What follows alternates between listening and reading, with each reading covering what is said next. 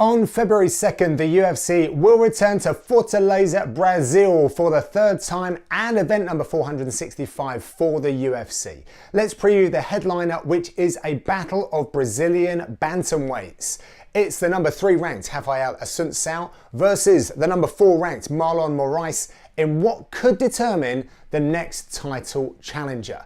Aside from it being a top tier matchup, it is also a rematch of their UFC 212 bout in June 2017, where Assuncao grabbed a razor thin decision. That fight was Moraes' UFC debut, and he has since gone 3-0 in the octagon. Assuncao, now he's been around a little while, since 2011 in fact, and currently has the longest active win streak in a division with 4 consecutive victories. His 11 victories is second only to the champ TJ Dillashaw and one more than the all-time great California kid Uriah Faber. More on Moraes then. Now, boxing has typically been his standout feature in terms of his footwork, feints, as well as his hands, but recently his kicking game has taken the spotlight. He is a longtime friend and sparring partner of Edson Barboza, so he has learned from one of the best, earning him a switch kick from hell. Just ask Aljo and Rivera. Now, speaking of those two guys, Moraes earned the fastest bantamweight knockout in both 2017 and 2018 against the aforementioned fighters, but Assuncao does have very good striking defense, avoiding 71% of strikes, which will be absolutely essential for him in this bout. Looking at the striking and grappling components then. In short, the striking credentials are pretty close as evidenced by their first fight. Assuncao has a higher strike rate, he is more accurate, and for the most part, he targets the head and the legs.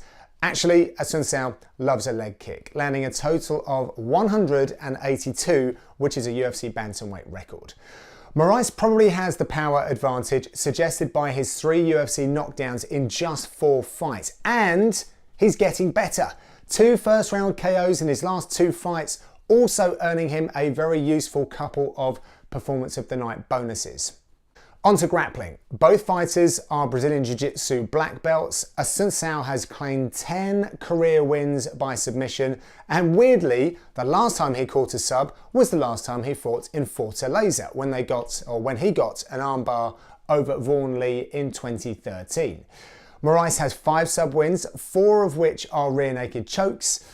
Now, Assuncao is very difficult to take down, so I'm not sure if we're going to get it to the mat. Of the 32 attempts to drag him down to the canvas, he has defended them 81% of the time. In Moraes' short UFC career, he's at 60%, so very, very good in that regard. Statistically, however, Assuncao is nearly 3 times more likely to seek a takedown. The big difference between this fight and their first one is that we are scheduled for a maximum 25 minutes. Moraes has plenty of 5-round experience from his World Series of Fighting days, 7 fights scheduled for 5 rounds, 2 seeing the 25-minute mark. On the other hand, Assuncao doesn't. This is his first as far as I can tell, but you can be certain he is motivated ahead of this one.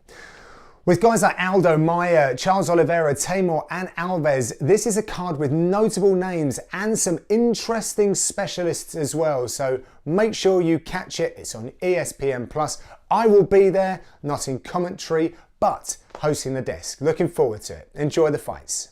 Oh, and before I go, don't forget, if you like this, give me a little comment. Let me know what you think, subscribe, share it with your friends, and I will see you next time.